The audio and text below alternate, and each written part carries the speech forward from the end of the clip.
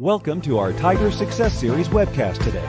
We share leadership training that builds trust, interdependence, genuineness, empathy, risk, and success in the workplace.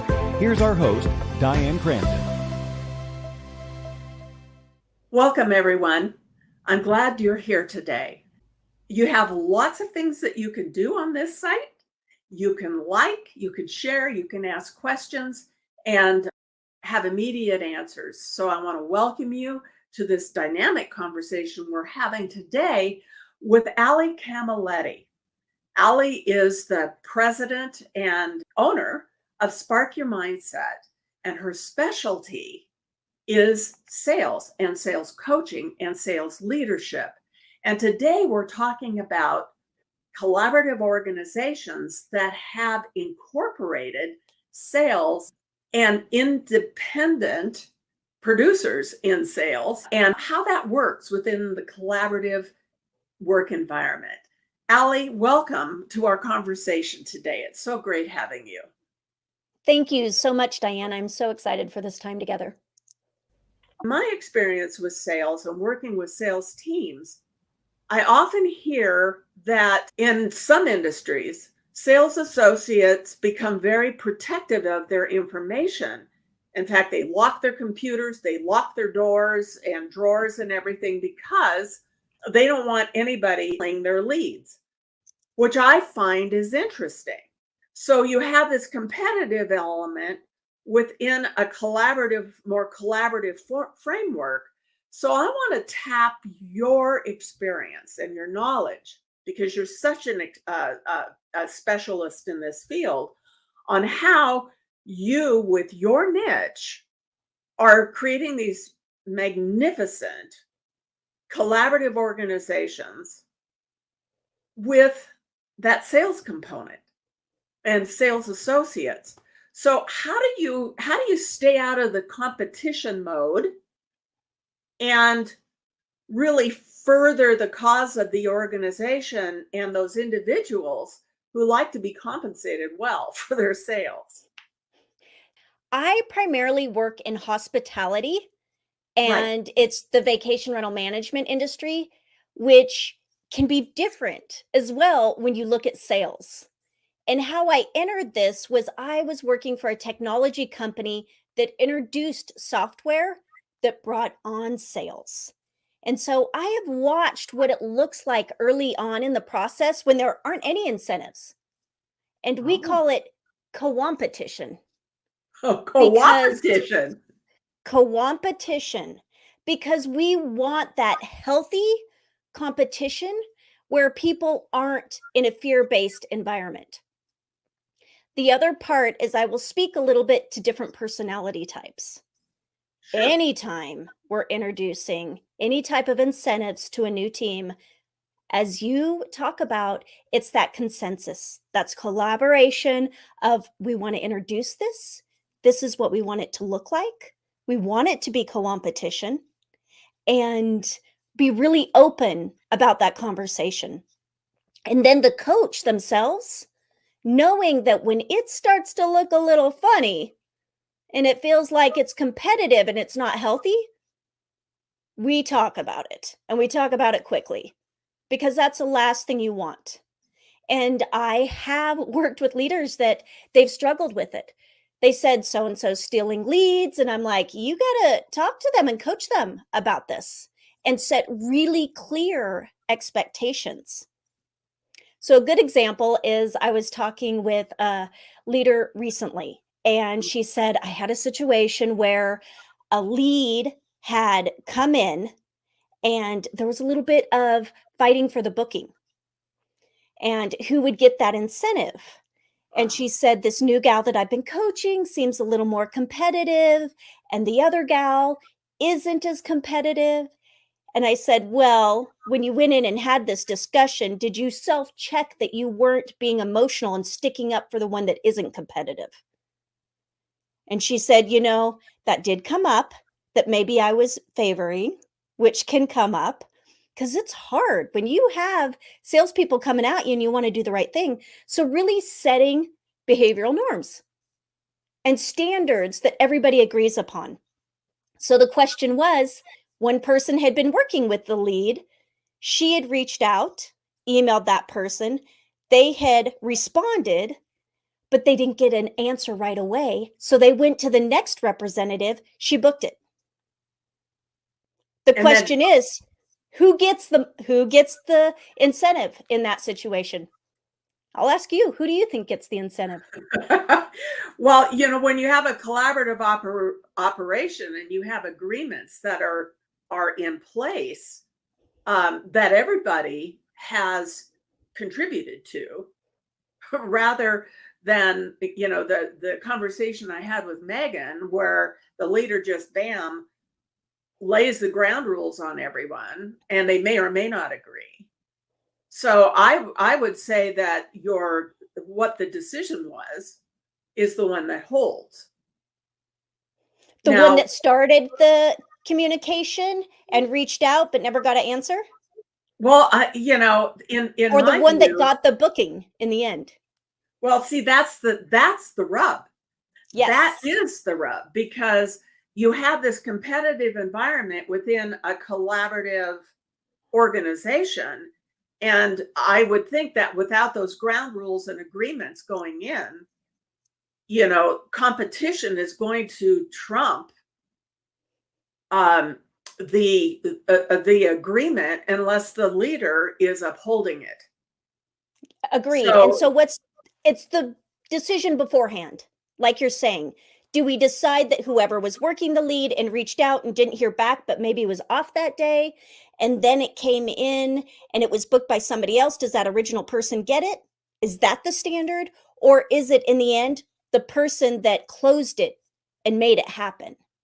So in And your view, which is it? Because, keeping people engaged in sales, because the salesperson who loves to ring that bell and is rewarded and recognized for that, right? Yes.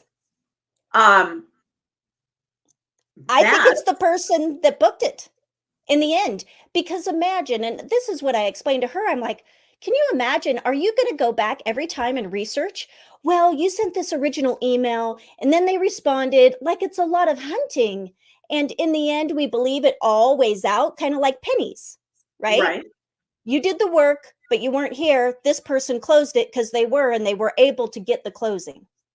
Now, my belief is also that original person should have set up a time to get the booking.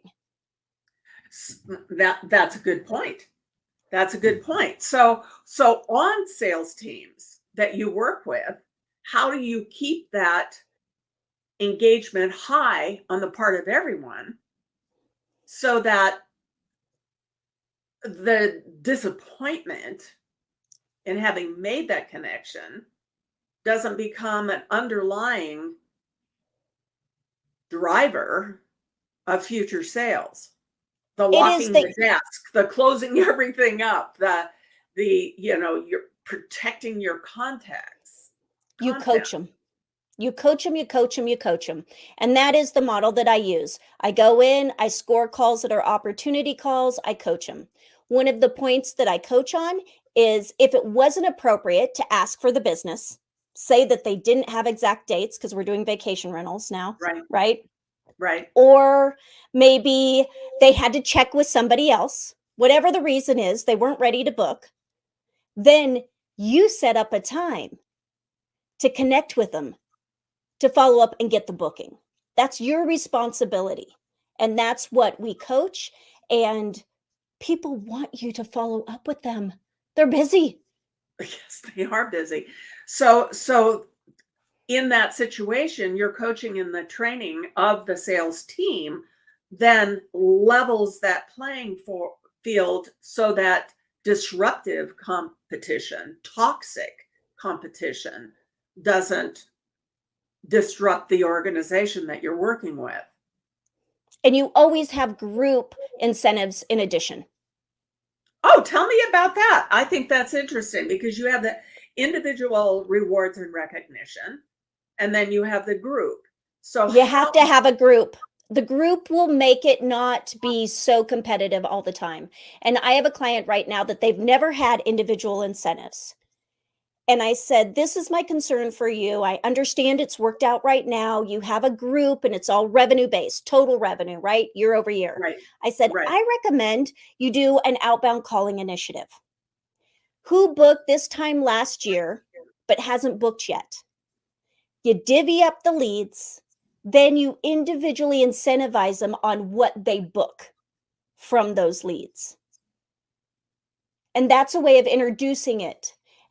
We're experiencing in this industry of vacation rentals is a little bit of a mix. We had a huge year during the pandemic, right? Sure. People could work remote. They were on to get the heck out of their homes. Right. And so they were huge. 2021 was huge. And so 2022, depending on the company, I have a company in Florida, they're up 60%. I have another company that's down 30% in the mountains. And so it just depends. But they have longer stays. And there's all these dynamics that are happening. But what we know is there's more competition because people are more comfortable booking vacation rentals now. The pandemic really launched that even more. So it is competitive out there. What are you going to do as a company? Right. Exactly. Because as a company, you have to be very competitive in the field. You have to have a team that understands how rewards and recognitions work. Correct. And to not get ahead of the ball so far that, that toxic competition gets into the scenario. So, what I find is that sales is a real skill. Some It people is. excel at it and some people not so much. So Correct. what I've also seen in organizations, and it's echoed so frequently in conversations I have with salespeople, which is you have a salesperson who's done extremely well in sales. And because that skill is so spectacular for them, they are moved into management. Right. And they don't Without always know how to lead. No. And without, they have their quotas, they have the Yes. numbers they have to reach. And at the same time, now they are leading individuals who have a strong drive to excel and make money. And so when you're working with these companies, and you Yeah. might have, for example, even a leader that might not understand this dynamic, how do you build that out for high performance decision-making outcomes? This is such a great example because, and I'm going to take it back to the DISC because that's how I break it down. And real easy, DISC is an acronym: dominant, influential, steady, and compliant. Right. Dominant, they are amazing salespeople because dominant people are not scared to go out, call. They're not scared to ask for the booking, and they are they're driven. They're extremely driven. And so what can happen is, bang, they're the best salesperson. They get, as you said, elevated, and now they're a leader and they're coaching. Well, what happens when they are coaching influencers or steadies who don't have that D? They get frustrated, and it is really challenging for them.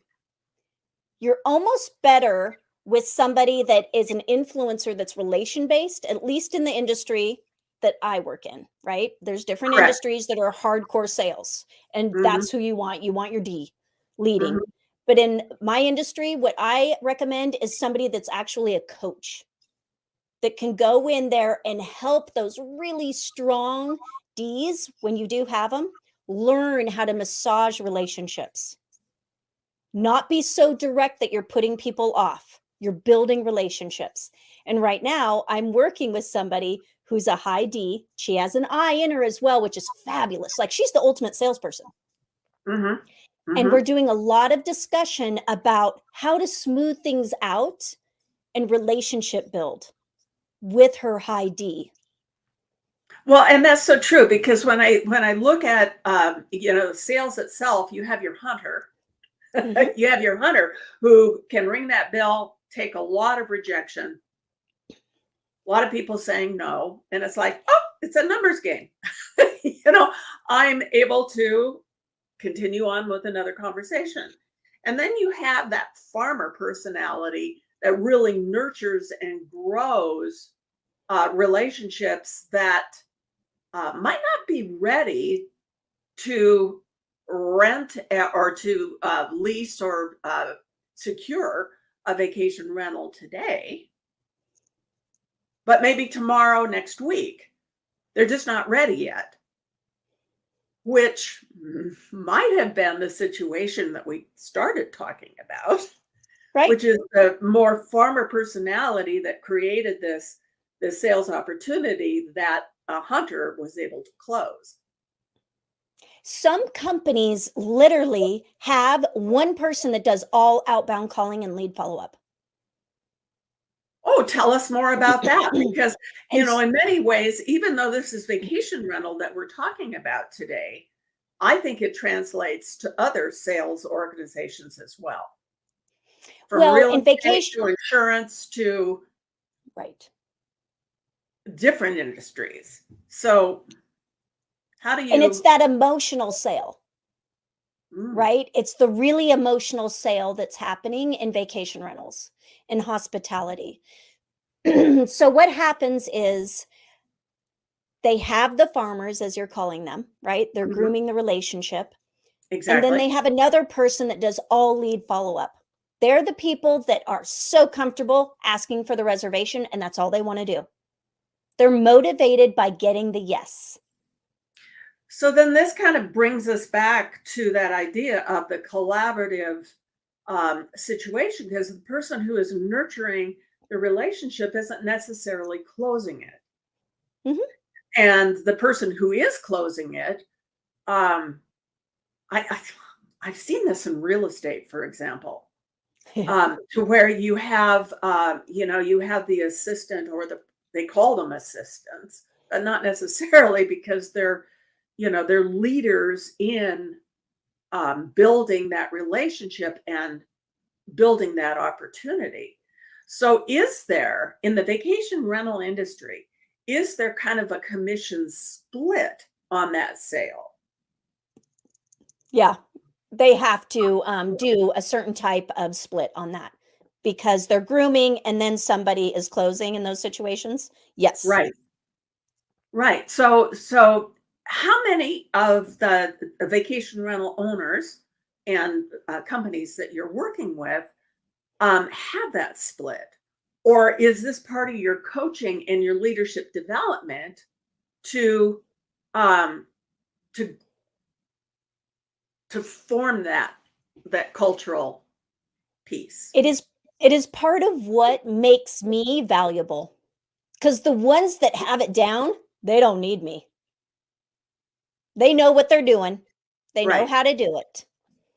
So they don't need me to come in and give them advice and right. nurture that and show them.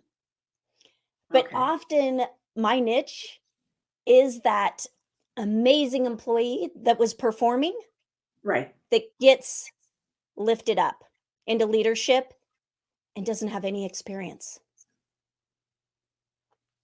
And I have a lot of compassion for that person because I've seen a lot of turn and burn and churn from people who are put into that situation without the development to truly lead and inspire and guide and develop that sales team.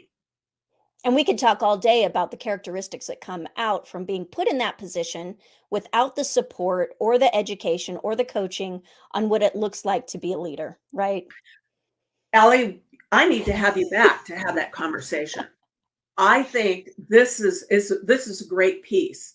So we try to keep our conversations to around 15 minutes, and we're coming to the end of that time now. And I so appreciate. I think you've added real value. And for all the people who've been asking questions and comments, I really suggest that you contact Allie at sparkyourmindset.com for those questions, because she is the expert in this field. Thank you, Diane. Well, thank you and we'll have another conversation. I'd like to invite you back. I appreciate that, and I'm happy to. Okay. Well, I want to thank everybody for joining us. This conversation has been so valuable for me. Please ask Allie the questions that you haven't been able to ask during this live event. And we'll be seeing you soon with our next conversation to be announced. Thanks, Allie. Thanks, Thank you, everybody, Diane. for attending. And if you like this conversation, be sure to like it and share it. It's good to have you here today. And for those of you who are watching, here's to your ongoing success. Thank you for attending our webcast today. At Tigers, we've helped conscious leaders build more cooperation among employees and collaboration between departments for over 25 years. Tell your friends about our topic today. They can join us regularly by subscribing to our newsletter on the web at corevalues.com.